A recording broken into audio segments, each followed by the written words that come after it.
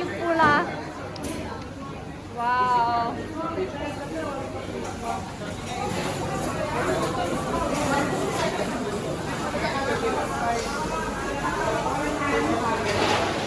ตลาดปลายุกุระ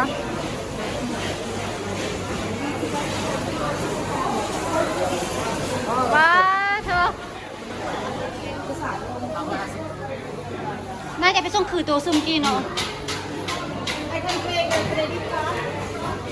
รอคำอะไรเนี่ย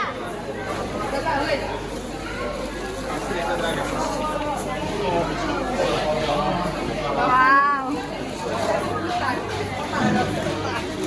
ปลาอย่างร้อยเลยต่างกันบ่แต่ว่าไอ้กระสดนั่นกระสดเนาะนี่หลายก่อนเนาะไม่ที่หลายเป็นแล้วเนาะ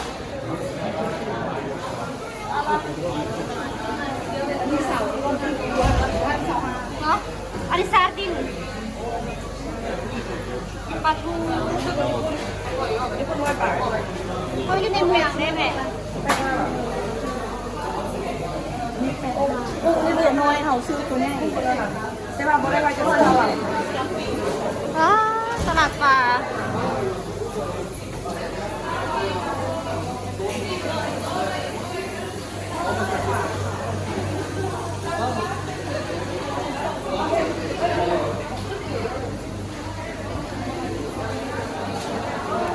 ตลาดปลาเด้อขายปลาหมึก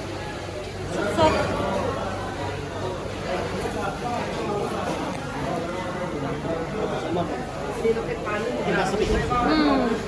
ไปยังทำไมอีกใครยังดูนี่หลายมือเด้โอ้โอ้อันนี้เป็นปลาเด้อนี่ปลาเด้อนี่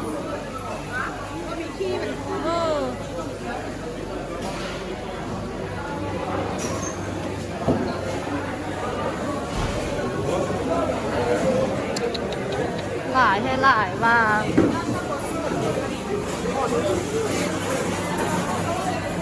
ตลาดปลายุกุระแม่อันเดอร์หอย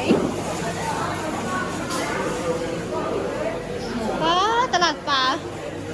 สดๆจากทะเลอ้าวเห็นไหม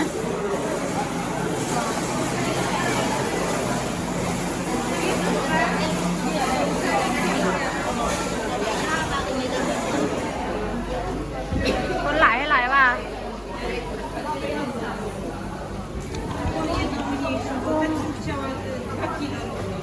ปลาหอยเป็นปลาอีกอย่างอันนี้